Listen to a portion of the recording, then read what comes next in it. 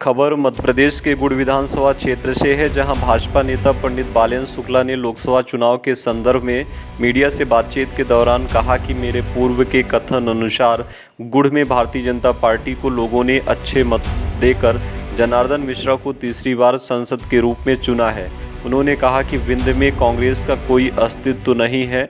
अजय सिंह राहुल व दिग्विजय सिंह कांग्रेस को दीमक की तरह खा रहे हैं। जब तक यह दोनों कांग्रेस पार्टी में रहेंगे, कांग्रेस का कुछ नहीं हो सकता है। उन्होंने कहा कि अजय सिंह राहुल का विंध्य में कोई वजूद नहीं है। राजेंद्र शुक्ला के विषय में उन्होंने कहा कि कुंवर अर्जुन सिंह व श्रीनिवास तिवारी के बाद अगर विंध्य का कोई कद्दावर नेता है तो वह राजेंद्र शुक्ला हैं। अयोध्या व यूपी हारने के सवाल पर उन्होंने कहा कि सबसे बड़ा कारण रीता बहुगुणा जोशी को उत्तर प्रदेश व उत्तराखंड के लोग जो अपना ताज मानते हैं, उनको भारतीय जनता पार्टी ने टिकट नहीं दिया व उन्हें नज़रअंदाज किया। इसी का परिणाम है कि भाजपा को उत्तर प्रदेश में हार का सामना करना पड़ा। लेकिन उन्होंने मध्य प्रदेश की तस्वीर साफ करते हुए कहा कि भारतीय जनता पार्टी 29-0 से लोकसभा चुनाव जीतकर कमलनाथ के बेटे नकुलनाथ व पूर्व मुख्यमंत्री दिग्विजय सिंह जैसे व्यक्ति को, जो अपने आप को बहुत बड़े नेता मानते हैं, जनता ने नकार दिया है। विधानसभा क्षेत्र में चुनाव के दौरान गांव-गांव घर-घर में घूमा और एक गुड़ क्षेत्र में 15 साल का मेरा व्यक्तिगत संघर्ष है और घर-घर का व्यक्तिगत मेरा रिश्ता है। जब माननीय मंत्री जी टीकर पे गहिरा मड़वा और गोविंदगढ़ में सभा किए, मैं पूरी पीरियड साथ में था और मैंने चुनाव के 2-3 दिन बाद और चुनाव के वोटिंग के समय 5 बजे ही मैंने, कभी आप संसद जी से पूछिएगा, हमने उनको पार्टियों को जातिवार आंकड़ा बता दिया था कि बीएसपी को इतना वोट मिलेगा, कांग्रेस को 30 से 32 हज़ार वोट में सिमट जाएगी और हमारी भारतीय जनता पार्टी 20 से ऊपर वोटों से चुनाव जीतेगी। और क्षेत्र में कार्यकर्ताओं का अनुभव और जनता के बीच में जाना और ये पूरे पंचायत बाई लोगों का घूमना, ये मुझे मालूम है, इसलिए मैंने पहले कह दिया था कि हम 20,000 वोट से ऊपर चुनाव गुड़ में जीतेंगे। विधानसभा चुनाव में तो कांटे की टक्कर लगभग थी, ठीक है, भाजपा के विधायक बने, लेकिन काफी थे और ऐसा लग रहा था कि कांग्रेस टक्कर में है। देखिए, कांग्रेस कोई टक्कर में नहीं थी यहाँ पे। यहाँ वो वोट दारू पैसे का वोट था और क्यों परिवर्तन नहीं करा लिए लोकसभा में। और एक हमारे विधायक जी के आक्रोश था, जनता का आक्रोश था। अगर कोई प्रत्याशी बलदा होता, नया चेहरा होता, वो भी 20,000 से चुनाव जीतता।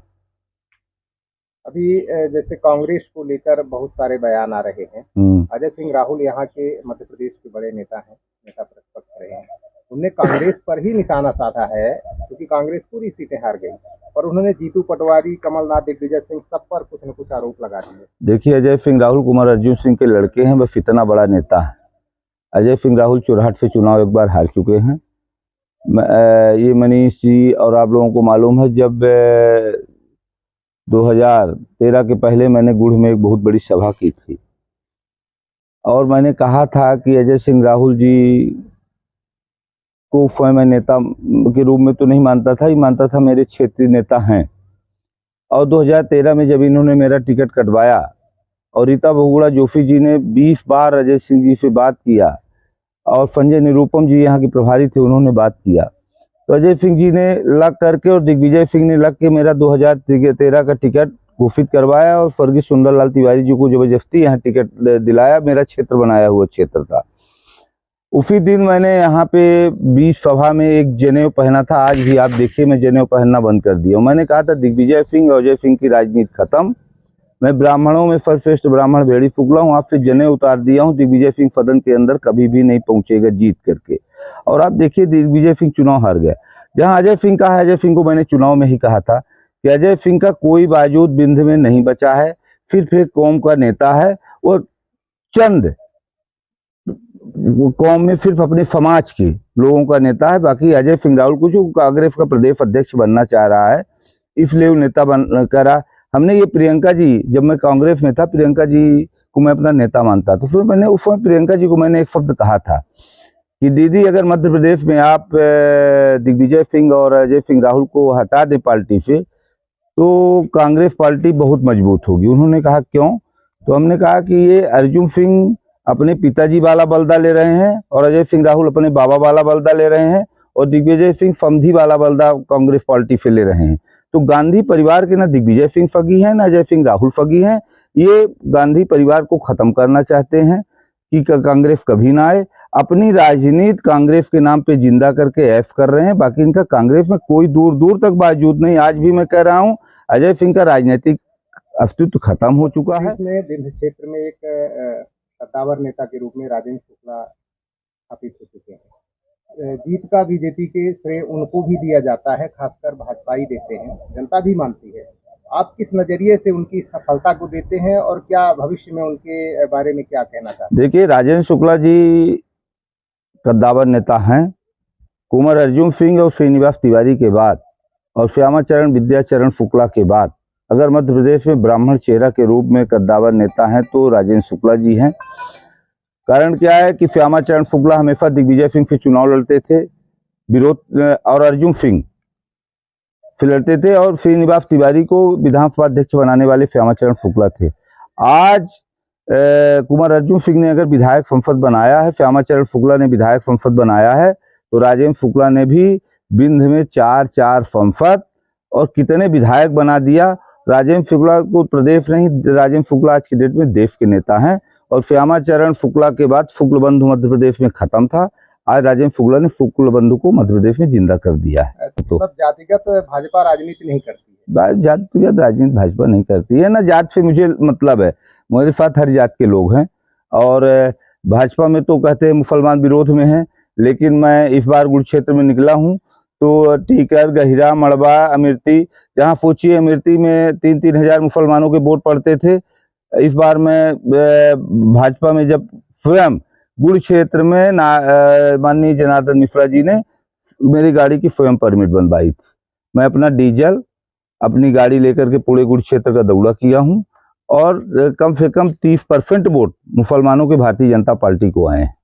एनडीए गठबंधन के साथ भारतीय जनता पार्टी सरकार बनाने जा रही है, लेकिन इस चुनाव में एक दिलचस्प बात ये दिखी कि अयोध्या बीजेपी हार गई। क्या कारण मानते हैं और सरकार किस तरह चलेगी, क्या कहना चाहेंगे? देखिए, बीजेपी चुनाव नहीं हारी है अयोध्या, ये एक राजयोग होता है और जिनको टिकट दिया गया होगा उनका संसद में पहुंचने का राजयोग न रहा होगा, समय ग्रह गड़बड़ थे इसलिए चुनाव हार गई। बाकी तो भारतीय जनता पार्टी केंद्र में अच्छा काम की। हम तो मध्य प्रदेश की बात करिए, 29-29 सीटें जीत करके आए। अयोध्या तो हमसे बहुत दूर है, हम इतने बड़े नेता नहीं हैं और मैं एक छोटा सा भारतीय जनता पार्टी का कार्यकर्ता हूं। लेकिन आज मध्य प्रदेश में हम 29 से 29 कमलनाथ जैसे व्यक्ति को भारतीय जनता पार्टी का एक छोटा सा कार्यकर्ता चुनाव हरा दिया। दिग्विजय सिंह इतना बड़ा नेता बनता था, 2 बार का मुख्यमंत्री, उसको एक कार्यकर्ता ने चुनाव हरा दिया। और राजेश मिश्रा जी ने पूर्व मंत्री को चुनाव हरा दिया, कभी चुनाव लड़े ही नहीं। एक बार बीएसपी से चुनाव लड़े थे, 12-14 हजार वोट पाए थे, उसके बाद उनको डायरेक्ट भारतीय जनता पार्टी ने वोट दिया और कार्यकर्ताओं ने इतने वोटों से चुनाव जिता दिया। अयोध्या में कुछ बात, यूपी में चुनाव हारने का मेरा एक कारण जरूर है, एक ही यूपी हम चुनाव हारे हैं, रीता बहुगुणा जोशी का टिकट न मिलना। वहाँ के जो ब्राह्मण वर्ग था, तो रीता बहुगुणा जोशी का उत्तराखंड, उत्तर प्रदेश का ब्राह्मण वर्ग रीता बहुगुणा जोशी को अपना ताज मानता है और हर समुदाय के लोग उनको ताज मानते हैं। जब रीता बहुगुणा जोशी कांग्रेस की प्रदेश अध्यक्ष थी, आप याद करिए, मनमोहन सिंह जी उसमें प्रधानमंत्री बने थे। 22 सांसद जब कांग्रेस का कोई बावजूद नहीं था, तब बनारस फॉरम से सांसद जिता के लेके गई थी। जब वो विधायक के चुनाव वहाँ लखनऊ जैसे सीट से जीती, राजनाथ सिंह के खिलाफ चुनाव लड़ गई तो दूसरे नंबर की नेता थी। तो आज रीता जी ने पूरी ताकत से भाजपा को वोट दिलाया, मेहनत किया, लेकिन कार्यकर्ता इतना नाखुश थे, इतना लोग नाखुश थे कि हमारी दीदी के साथ भारतीय जनता पार्टी ने अन्याय किया है, इसलिए हमको भारतीय जनता पार्टी को वोट नहीं देना। वहाँ भाजपा के प्रति आक्रोश नहीं था, रीता जी को टिकट न देना आक्रोश था।